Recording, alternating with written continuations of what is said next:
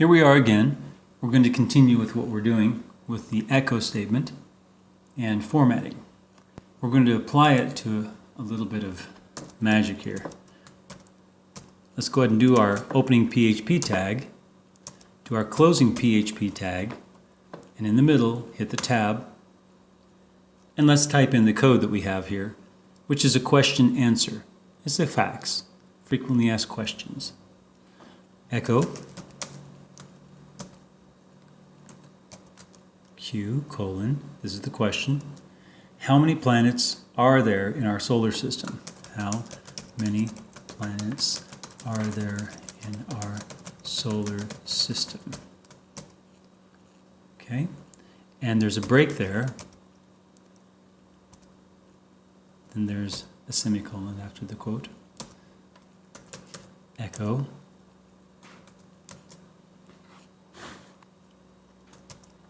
answer 9, including Pluto, the controversial planet. Okay, you might not know that. 8 without. There's some controversy over whether Pluto is a planet anymore. They demoted it from a planet class at a symposium in or consortium in Prague. Okay, so double break, because we're going to do a new question after this. We don't want the questions showing up together. Now you might think that you can just put a blank line here in the code like that, but that won't show up. That's not printed out at all. But you can do that so that you can remember that you've got a double break in line 13. So that's okay. We'll do that. Another question. What's the next question? How many defensive positions in the field for baseball?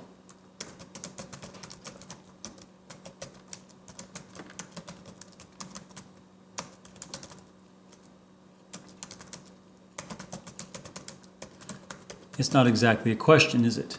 Because it's missing a verb. But that's all right. Whatever the client wants, that's what you type. Semicolon. Okay.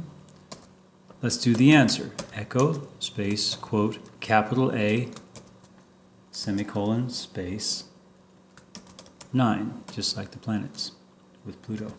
Okay. So that completes our question and answer, our fax. Let's save this. It's green here, so we have to save it. Control S. Now let's preview it. Right click the file and go preview. Find that tab and have a look. Sign up before it's too late, ... Question. We need a break at the end of our last code. Let's go back. Right here on line 8, we need a break. And we need to remember to put a break on the end of the last line of this new code so we don't get into the same trouble next time we type the next code. So let's highlight. Any break will do, but you got to make sure you capture the brackets around it. All 4 characters. Click and drag across it and it'll highlight it. Then Control C for copy. Click where you want it to go and Control V for paste. We need to save it because that's green up there. And then we need to right click the file and go preview. Find the tab and have a look. Sign up before. There's an F missing here.